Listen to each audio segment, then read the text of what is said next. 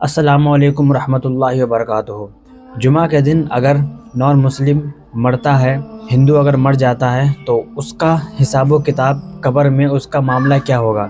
حساب و کتاب ہوگا یا نہیں ہوگا؟ یہ سوال بہت زیادہ ریز آؤٹ ہوتا ہے جب مسلمان انتقال ہوتا ہے جمعے کے دن اور رمضان کے دن، تو قبر میں اس کو حساب و کتاب نہیں ہوتا اور قبر میں وہ عذاب سے محفوظ رہتا ہے اور قبر میں سوال و جواب سے بھی محفوظ رہتا ہے۔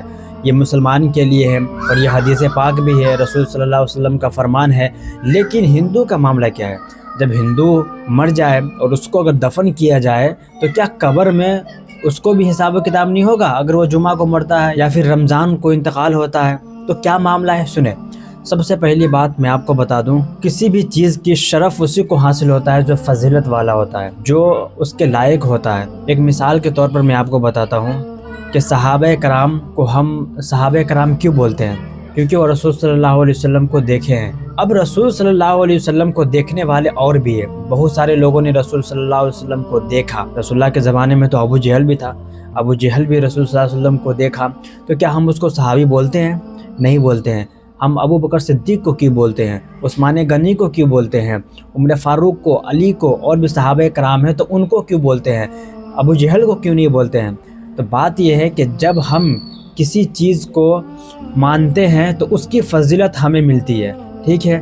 اب رسول صلی اللہ علیہ وسلم کو صحابہ کرام نے دل سے تسلیم کیا، ان کو مانا، ان کی بات کو تسلیم کی، لیکن ابو جہل نے نہیں کیا، اسی لیے ان کو وہ شرف حاصل نہیں ہوئی اور اس کو صحابہ نہیں کہا جاتا۔ سیم اسی طرح جو ایمان والا ہے، جو مصطفیٰ جان رحمت صلی اللہ علیہ وسلم پہ ایمان رکھتا ہے اور جس کا یہ عقیدہ ہے کہ رمضان ملا تو مصطفیٰ کے صدقے، جمعہ ملا تو مصطفیٰ کے صدقے، اگر مصطفیٰ اور خدا کو مانتا ہے اور وہ پکا مسلمان ہے تو اسی کو یہ شرف حاصل ہوتا ہے۔ یعنی مسلمان کو قبر میں، جمعہ اور رمضان کو انتقال ہونے والے مسلمان کو کوئی حساب و کتاب نہیں ہوتا۔ لیکن کافر کا ایسا معاملہ نہیں ہے، کافر کے بارے میں ایسا کچھ نہیں ہے۔ کافر گنہگار ہے، وہ ایمان والا نہیں ہے، اس کو حساب و کتاب بھی ہوگا اور وہ ڈائریکٹ جہنمی ہے۔ اچھا، میں یہاں پہ رک ایک بات بتا دوں، ماں باپ تو سب کے پاس ہے، ٹھیک ہے؟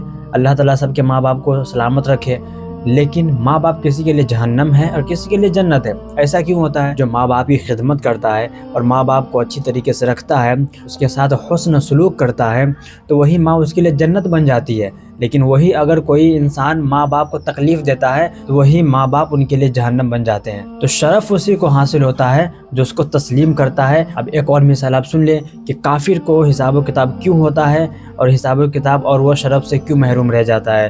کیونکہ سنیں، رسول صلی اللہ علیہ وسلم کا چاچا امیر حمزہ جب ان کا انتقال ہوا تو رئیس المنافقین عبداللہ ابن ابی انہوں نے اپنا کرتا دیا تھا، تو رسول صلی اللہ علیہ وسلم نے ان کے احسان کو اتارنے کے لیے، وہ تو کافر تھا، وہ تو بہت بڑا منافق تھا، تو اس کے احسان کو اتارنے کے لیے رسول صلی اللہ علیہ وسلم نے اس کو بھی اپنا جبہ دیا جب ان کا انتقال ہوا، ٹھیک ہے؟ تو حضرت عمر نے کہا، یا رسول اللہ، یہ تو کافروں کا سردار ہے، یہ منافقوں کا سردار ہے اور آپ اپنے جبہ دے دیے۔ تو رسول صلی اللہ علیہ وسلم نے فرمایا کہ اس کو یہ جبہ کوئی فائدہ نہیں پہنچائے گا۔ اور دوسری طرف امیر حمزہ جو جب انتقال ہوئے تو اپنے ساتھ رسول صلی اللہ علیہ وسلم کی لنگی لے کر گئے تھے اور کہا کہ قیامت کے دن میں یہی رب قدر کے بارگاہ میں پیش کروں گا اپنی بخشش کے لیے۔